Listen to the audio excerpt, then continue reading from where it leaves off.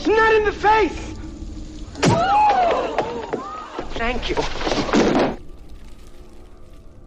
Hello and welcome to Hey Not the Face with your host John Nash and your producer me, Steffi Haynes.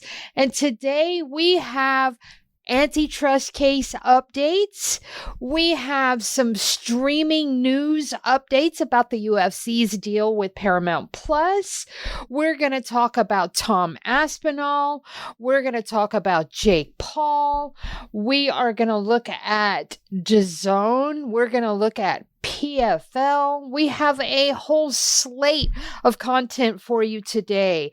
But before you jump into any of this, please jump into a paid subscription because it does two things. It allows you to get all of our content unrestricted by paywalls, and it helps us keep the lights on in the house. Also, before we get started, I would like to give a shout out to Rob Joyner because I picked his timeline clean today for some things that he posted up that I had not seen. So thank you, Rob Joyner. That is Rob Nashville on Twitter. John, how the heck are you? Good. I just got back from the Highland Project down the street to watch. They're playing the game, the Dodgers versus Blue Jays live. So to show the dedication to you, the listener, I am leaving that game with an inning left. And I saw your lovely picture. You have an eye. That's a really awesome shot. Well, it's a nice photogenic. The aesthetics are nice at the mall there. Though I don't like the new design, but I am just, I don't know. I might be in a grumpy mood as I talk to you, the people, because I'm missing the Dodger game, but that's all right. That's all right. I got it frozen, so don't give it away. I'll watch the last inning after we record. He did go and check the score right before we hit record, so he's still got his mind in two places, so bear with us today. Yeah, I might be a little distracted during this game. Right. During this game, this podcast, what am I talking about? But, I might start calling everybody Otani on accident. Now, we got some new updates in the ongoing UFC antitrust cases. What were they? Well, not much in the way of updates. Well, I guess there's one that has nothing to do with filings, and that is, the best of my knowledge, asking around, is that the fighters who we assumed would have got their checks have not got their checks yet. Those are still in the process of being processed. And so who knows when they're going to get that. Hopefully soon. Hopefully by the time we broadcast, they got their checks. I'm sure several fighters are getting a little annoyed waiting for this. And it's not don't get mad at the attorneys. It's not their fault. The administration company, Angion, is responsible for distributing it. Now, what probably gets people nervous, and a lot of listeners probably aren't aware of this, there is currently a class action that was filed against Angion, and that class action was related to their handling of class action settlement distribution. Based on the suit, it wasn't that they were pocketing it, but they were putting it in favored accounts, having favored banks take care of it as part of a kickback. So, but you put that together, that fighters have not got their check yet, that Angion has not mailed it out yet. I don't know what their problem is, but they have not sent the money out, at least at the last I heard. And that they have a class action against them. You could imagine some fighters getting nervous because fighters, a lot of them are like the criminals in the Batman universe. I don't want to say they're cowardly, but superstitious lot. That part's true. Oof. And Angion, there's like two companies that do that are under fire right now with class action suits, right? Yeah, and there's very limited number of companies that do this. So basically, all the companies no matter who you choose, you probably can get hosed by the person that does it. But again, I want to calm down anybody listening. No one suspects, at least based on the lawsuit, there's no evidence, no suspicion that the payments won't go to the fighters, or that even that these lawsuits have anything to do with why the payments are slow. But I don't think anybody should be nervous that they're not going to get paid because the courts have approved it. I'm not sure what the paperwork process is, what the reasoning is, but the money should eventually go out. I'm wondering what their Angion is up to right now, of why they haven't mailed it, but that's a question for them, not me. And I don't believe they're answering questions. Now that's that news. There's another news now on the current lawsuits that are going ahead. That is for the Lee v. Zuffa settlement that is done as soon as those checks get into people's hands. The other suits, of course, is the Johnson v. Zuffa, the Sirkinoff v. Zuffa, the Davis v. Zuffa that are kind of being worked together. On this Thursday in Vegas, there's going to be a hearing to go over a bunch of motions in front of Judge Boulware. And the 4 motions are going to be decided this Thursday. So I imagine on that night, if we have information, we will record what happened during the hearing. So Friday morning's podcast, we will explain the details of what happened in that hearing. But for that hearing, they're going to decide the plaintiff's motion to compel defendant Zuffa and TKO Operating Company to provide responses to plaintiff's first set of interrogatories. And this one's been fully briefed. And then the second motion is defendant's motion to strike new argument and plaintiff's reply in support of their motion to compel Zuffa's interrogatory response, or alternatively, for leave to file a surreply.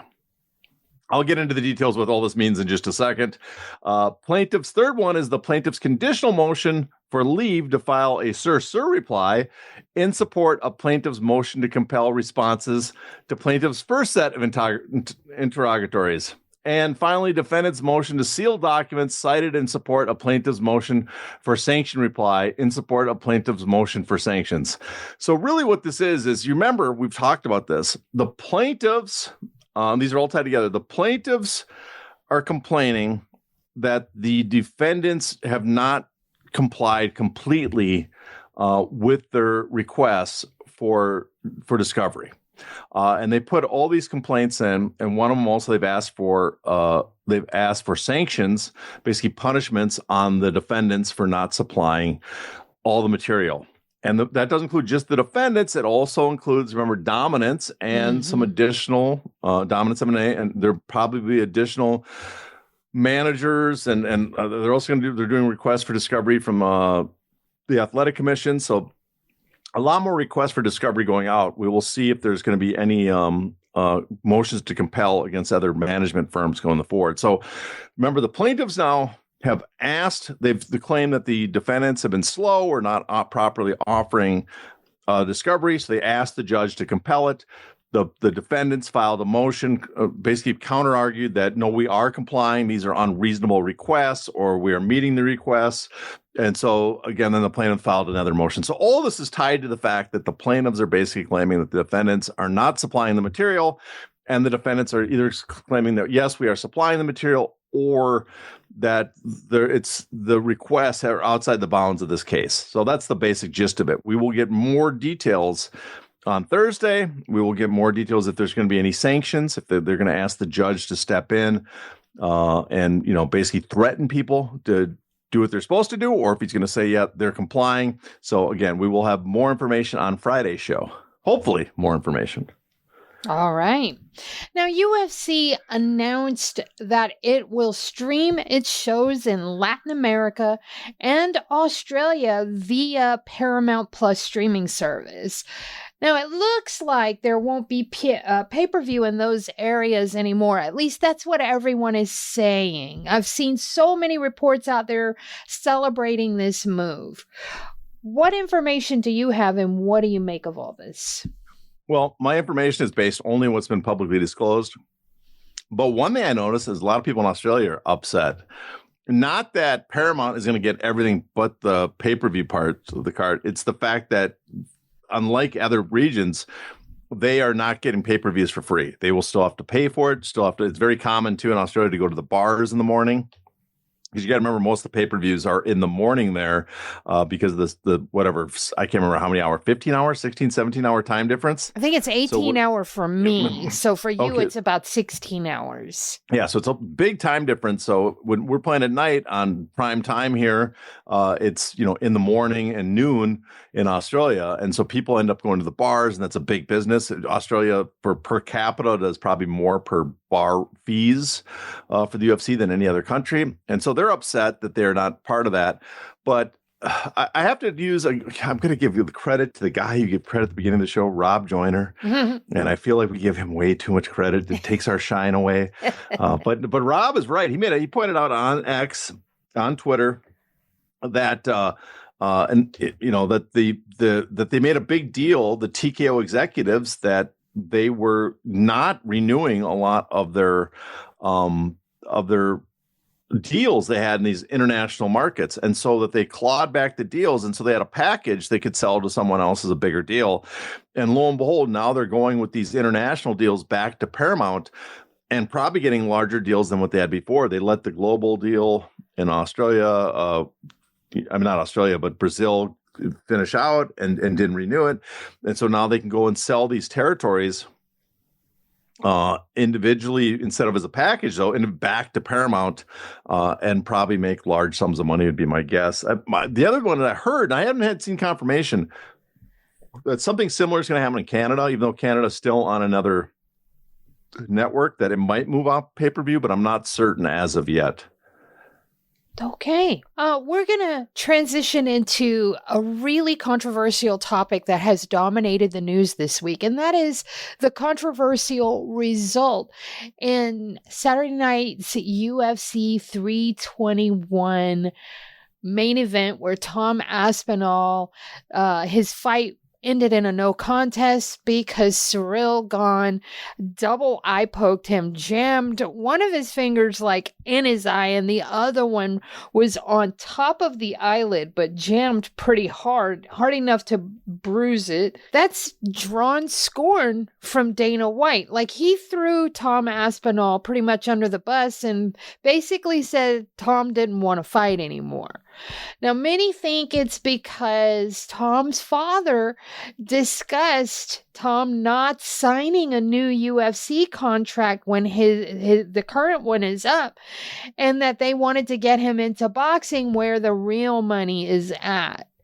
Do you agree that that is what's happening here? Well, first of all, let's all acknowledge Tom quit.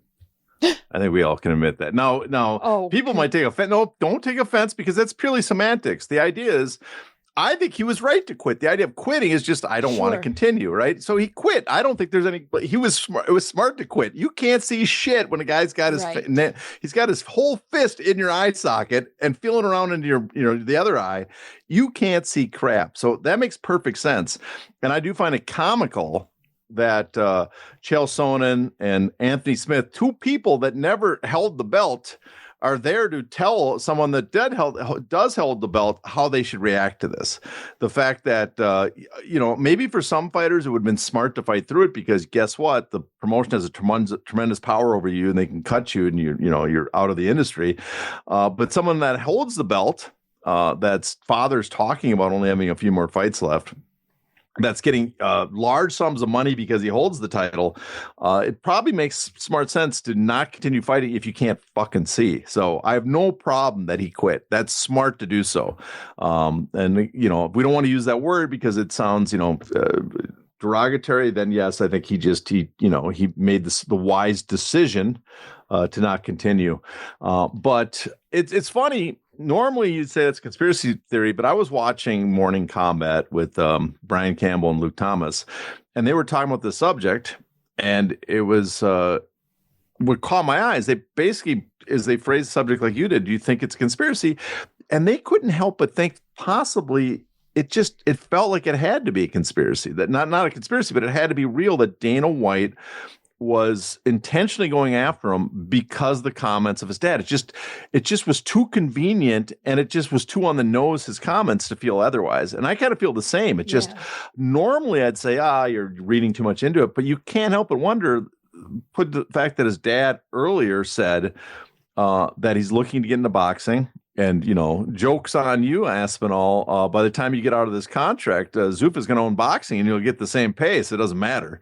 But you can't but suspect that because he made those comments, because Dana White seems to take a lot of, gets very upset, very annoyed when people make comments that make the UFC's pay look bad, there's reprisals. And in this case, now, do I think they coordinated the reprisals through everybody?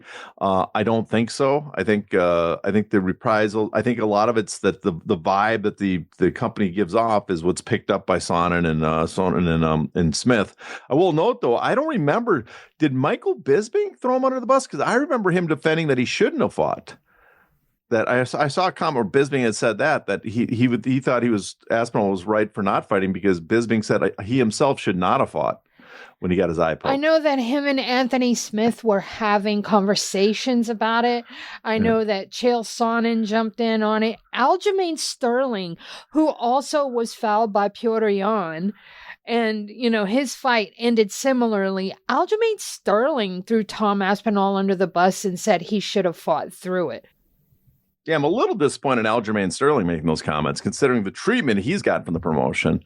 But he might honestly believe that some fighters hold that opinion that you fight no matter what. I think it's a stupid opinion to hold because, the person is literally, if you can't see and you're against a precision striker like Cyril Gane and a powerful striker, a dangerous one, then not seeing is probably the last thing you want to do, go into a fight against him. So that makes no sense to me. I will note out of all this, I will say Jim Miller made a suggestion about eye pokes that I have really gotten behind ever since hearing it. And that is he wants to introduce the pride penalty for eye pokes. And if people don't remember, Pride had a card system where if they thought you weren't, fighting aggressively enough, you're stalling, things like that, they'd pull up a card, a yellow card, just like in the soccer, or a red card if it was 2 violations or a severe violation.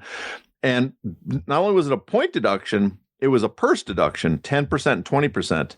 And that seems, normally I hated that system of Pride. I love Pride, but I hated that for Pride. I thought taking away the fighters' purses for inactivity was just, obscene. But when you're talking about eye pokes, which is so serious and isn't enforced and should not happen, I think it would be kind of fitting to have a yellow system for even for any eye poke that the ref rules an eye poke, even if it's considered accidental and you lose some money for that. And if you have multiple eye pokes, 2 or a severe one that they consider intentional, you instantly go to a red, which is 2-point deduction and a much larger sum of your purse or much larger flat sum of money, however you want to do it. I got a feeling a lot of guys would stop poking eyes. Mm-hmm. Yep. I agree 100%. Look at that, Jim. We're all in agreement of you. Write that rule up. We're automatically in agreement with Jim because he and I share a birthday. So because of that, the proximity of our birthdays being the same day, Jim he gets elevated status here. That's just how it is. So, all right, on to Paramount. Some more there. Because I had a question for you. I've been thinking about this a lot. But Paramount is spending all this money. They've spent a heap on UFC broadcast rights. They're out there looking to snap up any little thing they can, and especially trying to get Warner Brothers. And with the president saying that Warner Brothers, should go to Paramount, it's looking like the thumb is on the scale and they might end up getting Warner Brothers. But there's been an announcement that Taylor Sheridan, one of their biggest, most prized properties with Yellowstone and that whole universe and Lioness and all of his shows, his various shows, he's not happy. And so he has signed a deal with Universal Studios and will not be staying with Paramount when his contract is up in 2028. And Taylor can actually start making movies for Universal next year. and he can start making television shows at the end of 2027. So when you configure all of these things, do you think that Paramount it's going to be a necessity for them to have UFC be a roaring success, like right out the gate? Well, I mean, they're going to want the UFC to be a roaring success for how much they're paying them and how much they want them to add subscribers. But, they're such a big entity. They're a massive conglomerate, massive media empire, especially if you add Warner Brothers Discovery to it, that they're not everything's going to ride on the UFC. In fact, they have other sports properties that are bigger, several sports properties, college football, pro football, which they're going to count on even more than the UFC. I mean, so they'll want the UFC to be successful, but they're not going to be completely dependent on it. It is somewhat fascinating, though, that by the accounts that I've read, that Ellison scared Taylor off because he wanted him to be too conservative. And I mean, one of the stories, there's a couple. One is Ellison came in and fired all these executives at the CBS Paramount that were, I guess just the old regime, or that the fact that they're viewed as too liberal, and Sheridan had a good relationship with them. He liked them a lot, so he's upset that all these people that he worked with that he trusted were being released to the executives. And then on top of that, supposedly, again, we have a direct source on this, but that Ellison was pitching a 250th anniversary, the United States anniversary show to Sheridan, and Sheridan thought that was way too political, that he didn't want, even though I guess Yellowstone and a lot of the shows are coded as conservative because they take place in red states, and they're just not liberal per se, but I think he's also done a fine line. He's always been that way of many ways like Clint Eastwood, that you can read into it how you want your own politics. And he thought that was, according to this news story, he thought that was too conservative, that he didn't want to be too partisan like that. And so all this stuff was rubbing him wrong, and he was able to get out of his deal. So that's a massive loss to Paramount. But, I don't think it's the end of Paramount too, because again, it's a massive company that acquires Warner Brothers. It gets all these other properties. It's got all these sports properties. But two things it tells us. One is that, one thing I think particularly tells us important, the talk that Ellison is going to try to make Paramount and this entity more conservative, either to appease his own personal views. And because we got to remember, they revamped the CBS News. They brought in Barry Weiss. They paid off, which was considered just a frivolous lawsuit that Donald Trump had filed against CBS News. So they've done these moves. They brought in a person to oversee the news department that's more conservative leaning.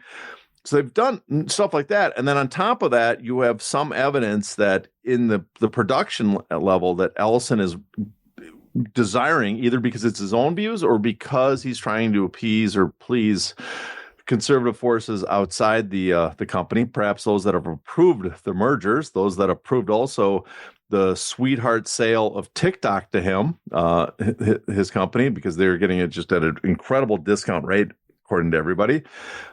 That that seems to be the evidence that they're trying to make it into a more conservative company than it was previous. Matt Brown, let's talk about him, because last week he outright accused Big John McCarthy of taking money from TKO in exchange for his recommendation that CSAC get behind TKO's Ali Act changes. He later spoke to McCarthy on the phone, and he came back to Twitter with a lengthy thread, and to his credit, he still had questions and still had doubts and said that changes need to happen, etc., etc. And I replied to him that while I didn't think John was on the take, that I did think regulatory capture played a big role in his recommendation. And Matt replied to me that he was in agreement with what I said, and that John, and I quote, even said it himself when Matt spoke to him. What do you think of that? Well, I not to discredit Matt Brown, but I somehow doubt that Big John McCarthy said, Yes, regulatory capture is what caused me to support the TKO bill.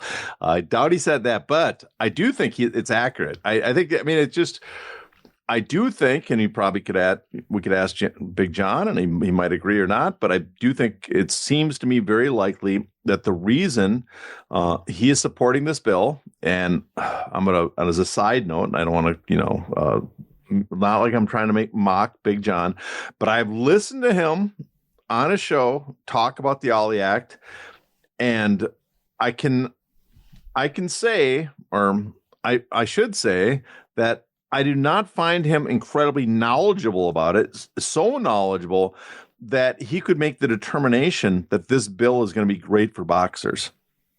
So his motivation for wanting to support this new TKO bill, the Muhammad Ali American Boxing Revival Act, I suspect, again, my suspicion, is that why he supports it is because Andy Foster supports it and the Athletic Commission. And the reason the Athletic Commission supports it is because they expect to get numerous events from TKO in boxing, MMA, and pro wrestling to take place in California, which means that the state coffers will fill up for the commission, and so they can continue to survive. Because if you look at the finances for the commission, the amount coming in from a major boxing event or a major UFC event dwarfs other events. In fact, you can look at, I wish I had one of those sheets in front of me, but a lot of the events lose money. They bring in taxes from tickets and TV, if there is any TV, several $1,000s, and yet they have to pay several $1,000s out to commission officials. And then a UFC event comes in, and they pretty much guarantee that they're going to get the $35,000 minimum, maximum, I should say, for broadcast rights, and $100,000 maximum that you get for gate. So that's $135,000 for a UFC event, which is, worth 50, 60 normal regional club show type events. And so the way the state stays afloat is they need big events like that to come in. Who does big events? Almost exclusively TKO now. And for Big John, who wants assignments, now he's moving back to refereeing. Well, the pay goes up when you work high-profile events, and who might get assigned to these high-profile events? A high-profile referee, and so there is in his own interest to make more money refereeing these events. So I think that seems to be the logical explanation. And if he did agree to it, I give him some credit that he confirmed it, because I think there's almost no other explanation for why he was so passionately supporting a bill that, again, I want to, I will say that I'm not sure he fully understands the details too. Perhaps he didn't say, regulatory capture is why I got behind this. Maybe he said, hey, jobs are going to be insured here, and this is why I got behind the bill. Maybe he said something along those lines. I believe that. I don't doubt that. I bet you that's it. I bet you he said there's jobs, or the state's going to need the UFC to bring events, or something to give away the game, because that's the reason I believe. We're not in the room, but you look at the logic of why they're supporting this. You look at the logic of how this is unfolding, and I can only assume that the reason that they're so behind this is because the state realizes that their big events are drying up quickly, and only one company can supply high-paying combat sports events to their state, and that is TKO. And so they better make TKO happy. Yeah, I don't think that Matt told any fibs, but he did not expressly say what John said himself. He just said it himself, but so maybe he was just saying, hey, we need to keep these jobs, and we need to do this, and we need to do that. And that was what Matt was referring to when he said it himself. Yeah, I'm positive Matt's not lying. I'm also positive that when he said, even John said it himself, I'm sure he was not directly using that as a direct quote for John. He was paraphrasing or summarizing. And so, but end result is the same. Yeah, I think that's what happened. Yeah. Colorado's Office of Combat Sports Commission has a public meeting set for November the 12th, and number 7 on their agenda are the Ollie Act changes that are being proposed by TKO. Do you think that this meeting is going to go the same way that the CSAC meeting went? I suspect no, only because the person that heads Colorado, Tony Cummins, is the same person that pushed one championship rules. He's a little bit of a, more of I guess, an iconoclast of the athletic commissions. Also, he's not part of the board of directors for the ABC.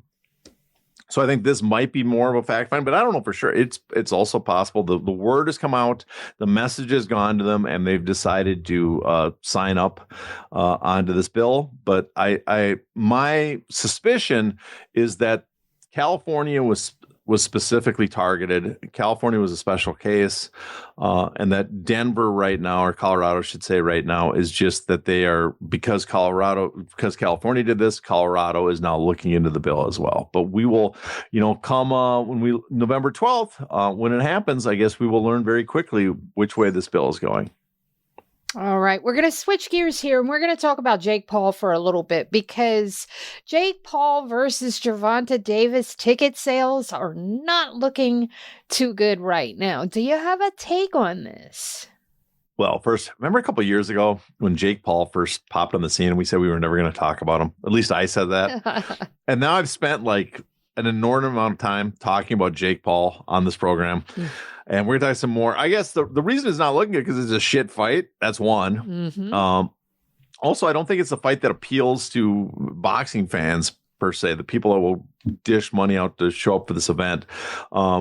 Davis took a hit to his popularity with the Roach fight, and people want a rematch of that. His fans, I'm sure, want that, and so they're not clamoring for this. Paul, after the Tyson fight, I'm sure there's a little interest, but not a lot for this fight. So Paul, people are just like, it looks, it doesn't help when you see the poster, and Davis doesn't even look like, he can't even fake enthusiasm for this fight. In the poster they'd made, he's just standing there. It's like Jake Paul is standing there like he's ready to go to war, and Davis is there like he's waiting for the bus. I guess the bus is carrying a large pile of money for him. So that's part of it too. There's no enthusiasm amongst the contestants, but it also could very well be a fight that no one wants to buy tickets and show up for and does poorly there, but the freak show aspect draws viewers. So I don't know if we should look at this as like it's a sign that's not going to draw on Netflix.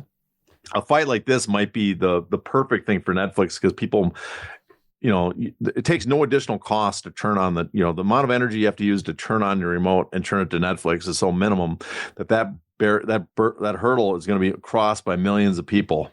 And so tens of millions might tune in to watch this, but it also might be a tremendous disaster at the gate. But it's also possible that the interest is really just not there for this fight. I think Jake Paul versus Canelo would have done much more, in big part because Canelo's a bigger person.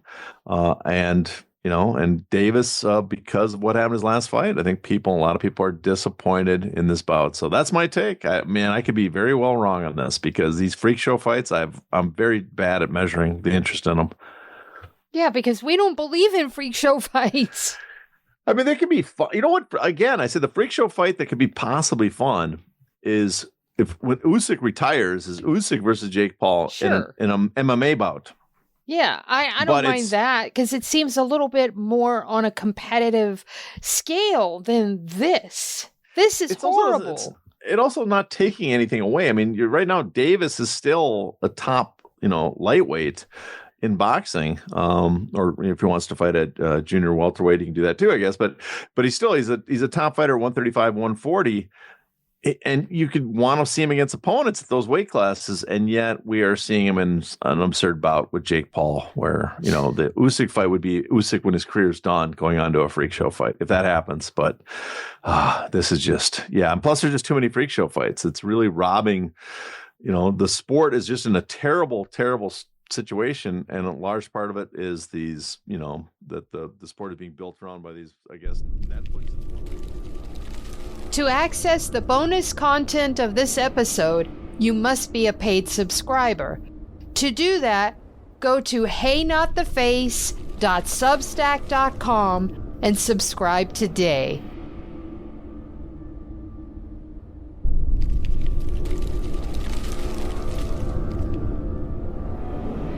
Ow!